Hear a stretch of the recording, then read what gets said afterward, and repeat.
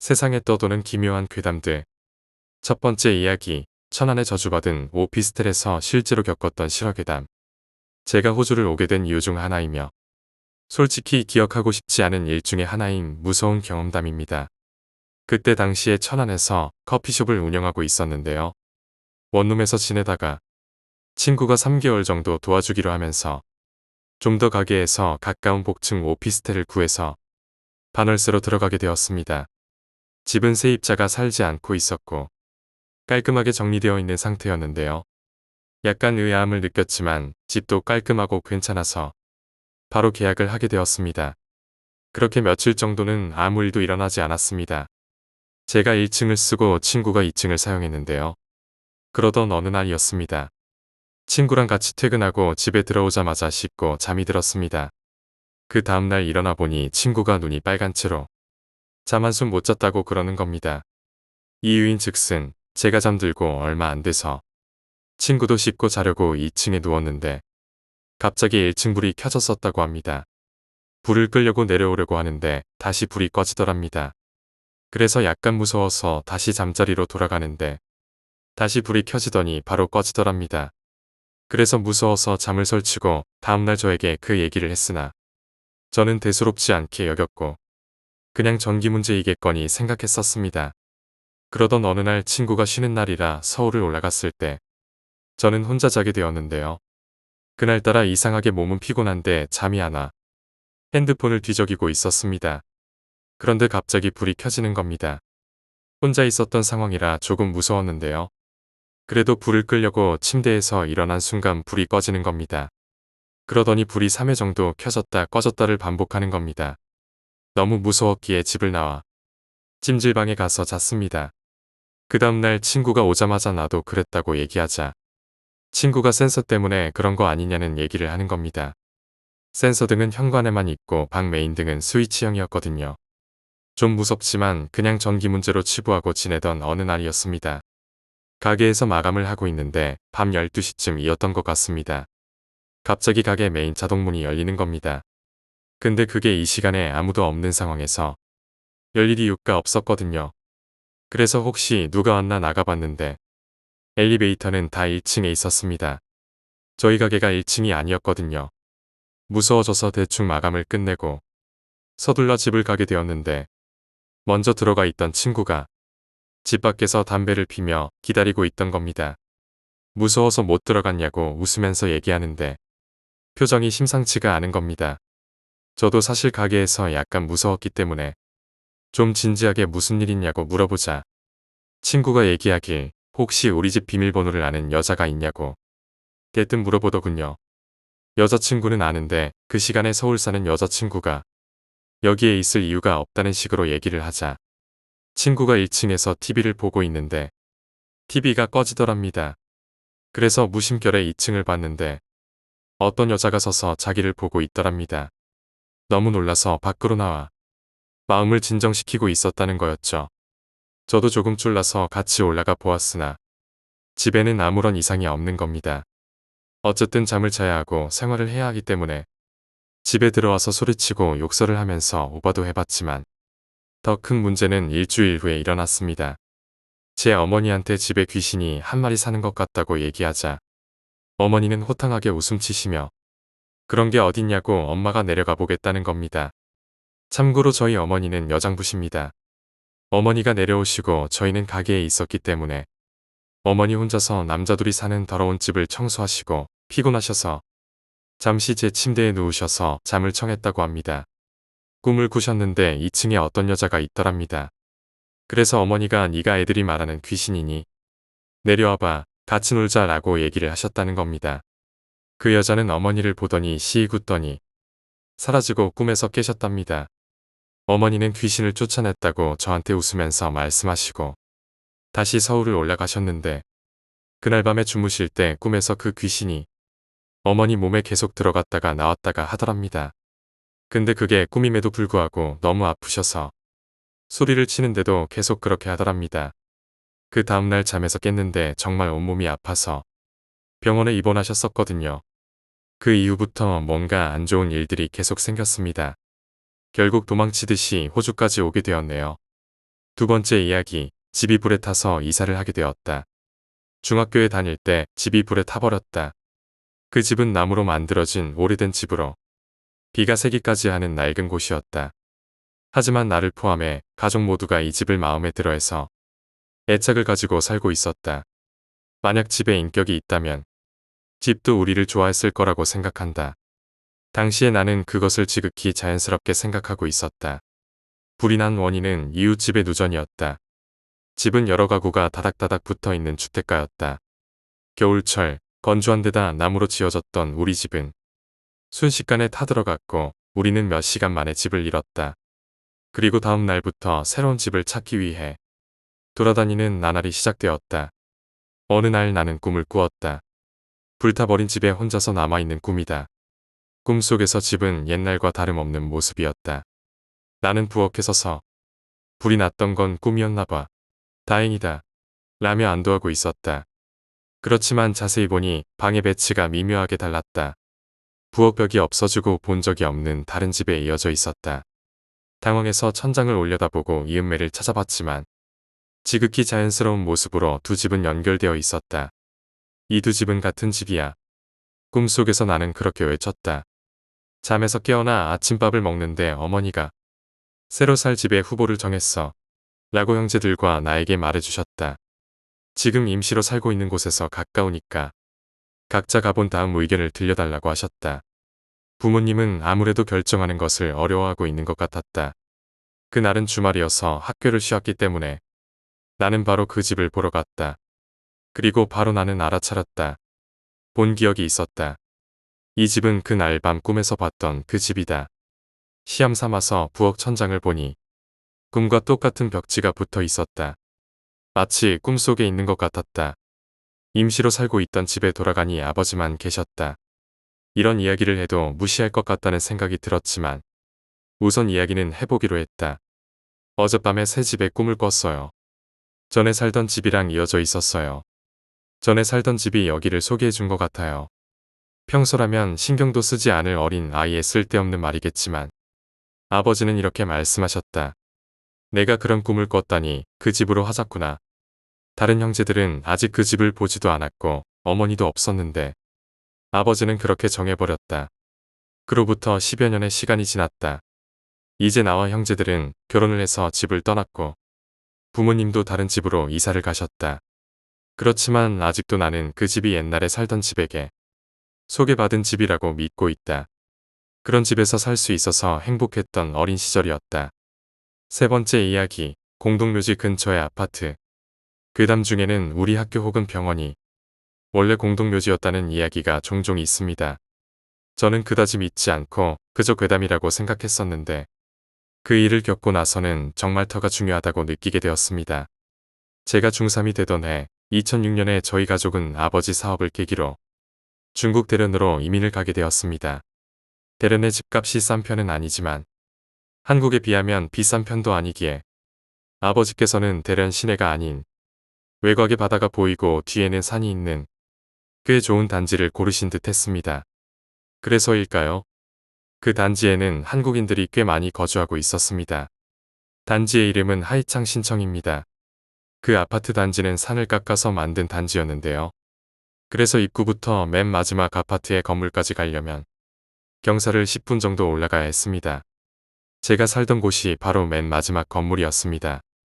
비록 입구랑 멀어서 불편한 점도 있었지만 바로 뒤에 산이 있고 또 건물 중 제일 높았기 때문에 바다도 잘 보이고 해서 딱히 큰 불만은 없었습니다. 바닥과 벽지색이 진한 고동색인데다가 천장도 높았기 때문에 대체적으로 뭔가 쾌한 분위기가 풍기고 집이 워낙 커서 부엌에서 부모님 방까지는 소리쳐도 잘 들리지 않았습니다. 그건 아마 거실과 방 두 개를 가르는 문이 역할도 컸을 거라고 생각합니다. 왼쪽에 거실이 있고 문이 하나 있었는데 그 문을 열고 들어가면 왼쪽과 맞은편으로 방 두 개가 있고 그곳이 제 동생과 부모님 방이었습니다. 제 방은 그 문에서 멀리 떨어진 부엌 맞은편의 작은 방이었습니다. 그런데 유독 그 집에서 이상한 일들이 많이 있었습니다. 하나는 거실 TV 아래쪽에 서랍이 4개가 있었는데 그중 서랍 하나가 아주 천천히 저절로 열리곤 했습니다. 만약 집이 약간 기울어서 그랬다면 왜 다른 서랍들은 움직이지 않았을까요? 금방 열리는 것도 아니고 몇 시간을 두고 천천히 열리기에 더 미스터리였던 것 같습니다. 나중에는 아버지께서 그 서랍을 고치기 위해 뜯기까지 하셨지만 이상한 점은 발견하지 못하셨습니다. 결국 테이프로 붙여서 나오지 않게 하는 방법밖에는 없었습니다. 또 하나는 거실과 방 두 개를 가르는 문이 저절로 열리곤 한다는 것이었습니다. 물론 여름이나 봄에는 다른 창문을 열어놓으면 바람에 의해서 저절로 열릴 수도 있지만 저희 가족이 이민 갔을 때는 1월 달이므로 그렇지 않아도 추운 겨울날 창문을 열고 있을 리는 만무했습니다. 그런데 이상하게도 밤에 혼자 영화를 보려고 거실에 앉아 있으면 닫혀있던 문이 삐거덕거리면서 천천히 열리는 것이었습니다. 나중에는 아예 밤에는 혼자 나오지 않았습니다. 그렇지만 소리를 들으면 여전히 열린다는 것을 알 수 있었습니다.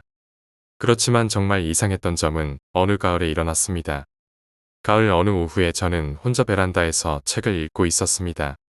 그때 무심코 산을 바라봤는데 해바라기가 가득 심어져 있고 햇살이 너무 아름다워서 흰둥이를 데리고 산을 올라야겠다고 결심했습니다.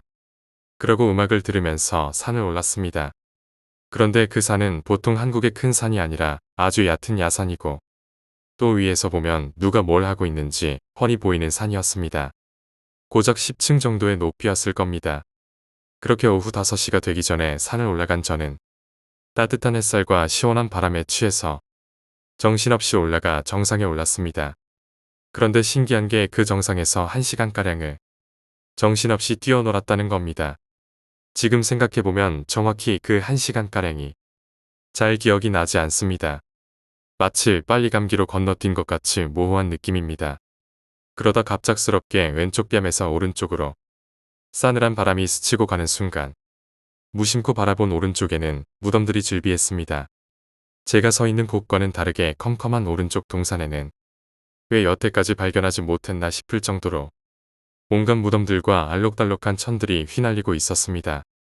퍼뜩 정신이 돌아와서 제 발밑을 바라보니 제가 무덤을 밟고 올라서 있더군요.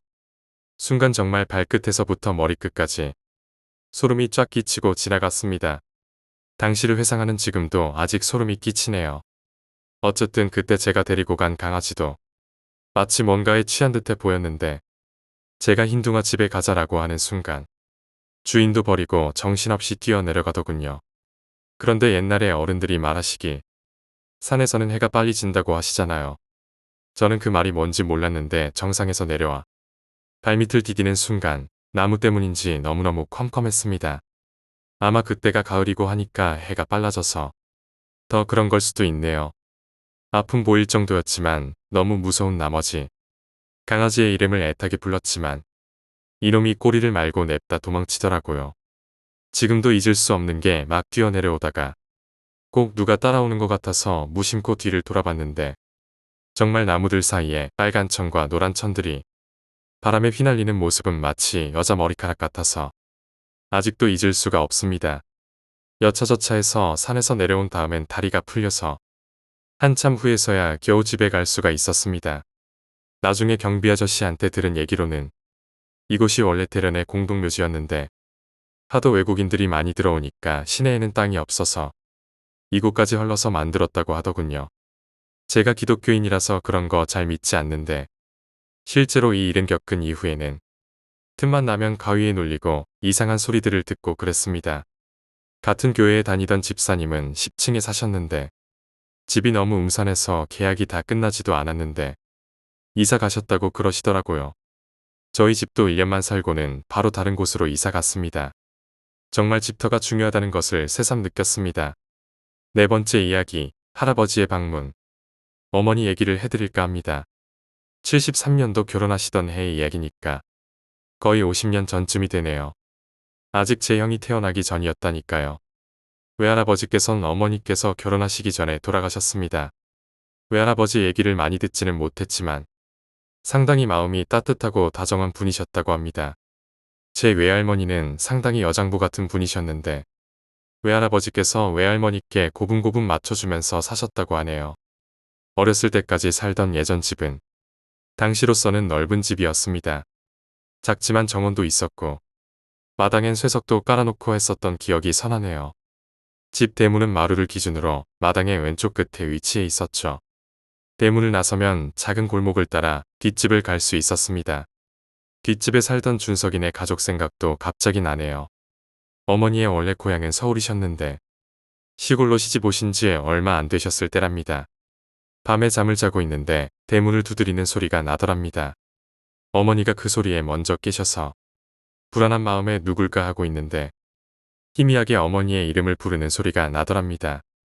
그러더니 더 선명하게 이름을 부르면서 대문을 두드렸답니다. 근데 그 순간 직감하셨답니다. 바로 외할아버지의 목소리라고 말이죠. 어머니가 눈물을 흘리시며 나가보려고 하는데 아버지가 벌떡 일어나서 말리셨답니다. 아버지 말씀으로는 갑자기 잘 주무시던 어머니가 벌떡 일어나시더니 아버지가 오셨다고 딸이 사는 거 보러 오신 거라고 울면서 나가려 하셨답니다. 그 순간에 아버지는 만약 지금 집사람이 나가면 죽을 수도 있겠구나 라는 무서운 생각이 들어 어머니를 강하게 제압하셨다고 하네요.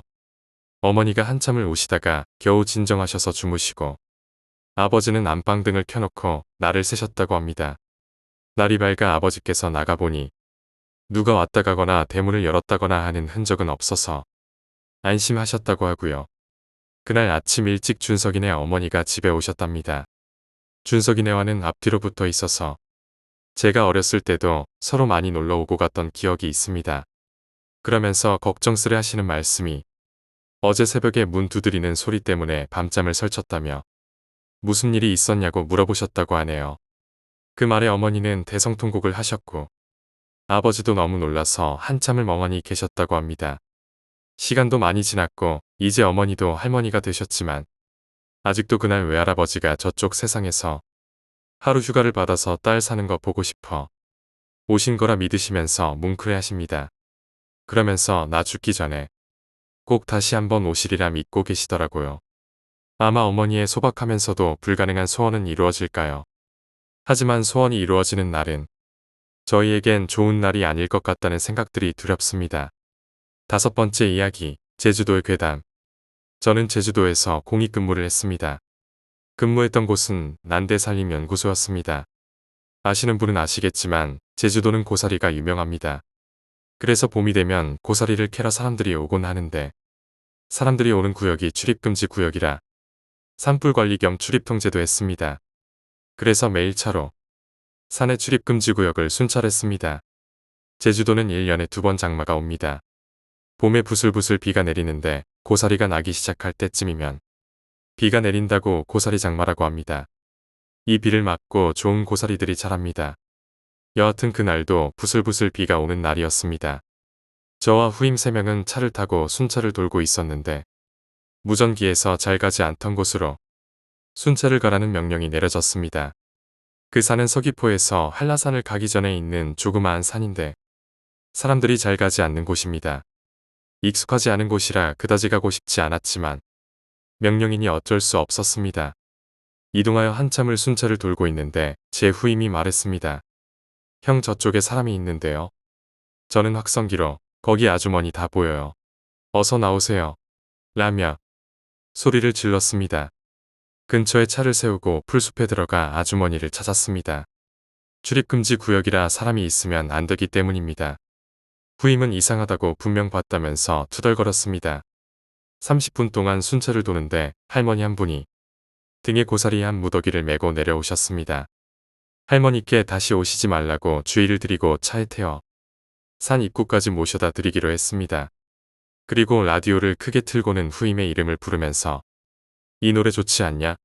라고 말했는데 뒷좌석에 계셨던 할머니께서 큰 소리로 야단을 치시는 것이었습니다. 이놈아, 산에선 이름 함부로 부르는 거 아니야. 저희는 이상하신 분이라 생각하곤 대답하지 않고 산 입구까지 할머니를 모셔다 드렸습니다. 점심도 먹고 다시 순찰을 도는 중이었습니다. 후임이 소변이 마렵다면서 차에서 내려 숲으로 향했습니다. 그런데 10분이 지나도 후임이 오지 않았습니다. 뭔가 이상한 생각이 들어 후임이 간 방향으로 갔는데 후임은 없고 숲이 마구 어지럽혀져 있었습니다. 여기저기 이름을 부르며 찾기 시작했습니다. 하지만 5분이 지나고 10분이 지나도 찾을 수 없었습니다. 어쩔 수 없이 본부에 무전 연락을 취하려고 하는데 멀리서 없어졌던 후임의 비명소리가 들렸습니다. 저희는 누가 뭐라 할 것 없이 소리가 난 방향으로 뛰었습니다. 후임이 눈이 풀린 채 울면서 온 몸을 떨고 있었습니다. 얼른 후임을 질질 끌어 차에 태우고 도망가다시피 산에서 내려왔습니다. 한참을 달려 연구소 근처에 멈추고 어느 정도 진정이 된 후임에게 이야기를 들었습니다. 후임의 말에 따르면 소변을 보러 갔는데 아까 봤던 아주머니가 멀리서 자기를 쳐다보더랍니다. 후임은 아주머니에게 주의를 드리려고 바로 쫓아갔는데 이상하게도 보이지 않았다고 합니다. 또 다시 놓쳤다 싶어서 뒤돌아 가려는데 갑자기 누군가 자기 손을 꽉 잡고 질질 끌고 가더랍니다. 발버둥 치고 나무를 쥐어 잡아도 힘이 엄청나서 숨도 못 쉴 정도였답니다. 후임은 이대로 끌려가다간 큰일 나겠다 싶어서 큰 나무를 부여잡고 손에 잡히는 대로 휘둘렀답니다. 그러면서 손을 잡은 사람을 봤는데 아까 자기를 보던 여자였다고 합니다. 머리가 헝클어지고 마치 영화에서 총을 맞은 것처럼 머리에 큰 구멍이 있고 온몸에 칼자국이 있었답니다. 그리곤 자기를 향해 욕을 계속했다는데 자세히 듣진 못하고 비명을 질렀다는군요. 그 소리를 듣고 저희가 달려간 거고 저희가 왔을 때는 이미 사라지고 없었다는 것입니다. 평소에 농담도 잘 안 하던 녀석이었고 지금 상황에서 농담할 분위기도 아니어서 믿을 수밖에 없었습니다. 그런데 다음 날부터 후임은 결근을 했습니다. 전화도 받지 않고 무단 결근을 계속했습니다. 나중에 들으니 근무지 변경 신청을 했다고 합니다. 그날 이후로 저희도 그 산에는 순찰을 꺼리게 되었습니다. 어느 날 그 산의 근처로 농원을 하시는 아주머니를 태워다 드리러 간 적이 있는데 그분께 그 산에서 있었던 이야기를 해드렸습니다. 그러자 혀를 찢찢 하시면서 말씀해 주시더군요. 예전에 그 산은 오래전에 군을 피해 숨어 계셨던 분이 많았는데 산에서 만약 이름을 불려 들어가면 그 이름과 관련된 가족들을 산으로 데려가서 총살당했다고 합니다. 그래서 할아버지나 할머니들은 산에서 함부로 이름을 부르면 안 된다는 미신을 믿고 계신다고 합니다. 저희가 군복은 아니지만 비슷한 옷을 입고 있어서 군인으로 오해했던 게 아닐까요? 그 후로 그 산으로는 순찰 가지 않았습니다. 6번째 이야기, 꿈속의 소녀. 나는 초등학교 6학년 때 아버지의 사정으로 인해 해외에 살았습니다. 그때 똑같은 꿈을 여러 번 꾼 적이 있고 그것이 원인이 되어 상당히 무서운 체험을 하게 되었고 지금까지 그것을 잊지 못하고 있습니다. 꿈의 내용은 갈색의 예쁜 머리를 하고 검은 베일이 달린 검은 원피스를 입고 있는 15살 정도 되어 보이는 소녀가 나오는 것이었습니다. 해외에 살고 있을 때였지만 동양의 미인 같은 느낌의 여자아이입니다. 슬픈 듯한 얼굴을 한 채 내 쪽을 바라보고 있는 것입니다. 원한 같은 것은 없는 것 같습니다. 여자아이 특유의 맑은 눈동자를 응시하고 있으면 왠지 무서운 느낌이 온 몸을 덮쳐오고 머리를 떠나지 않습니다. 그 아이는 언제나 먼 반짝이는 에메랄드빛 바다 위에 서 있어서 결코 이 세상의 사람이라고는 생각되지 않았습니다. 하지만 얼굴은 너무나도 아름다웠고 물 위에 서 있는 것도 그때에는 이상하게 느껴지지 않았습니다. 단지 그 소녀는 일체의 표정도 바뀌지 않고 움직이지도 않은 채 바뀌지 않는 시선으로 나만을 바라보고 있었습니다. 마치 나에게 무엇인가를 알리고 싶어서, 무엇인가를 타이르고 싶어서, 무엇인가로부터 풀어주고 싶다는 것 같이 말이죠.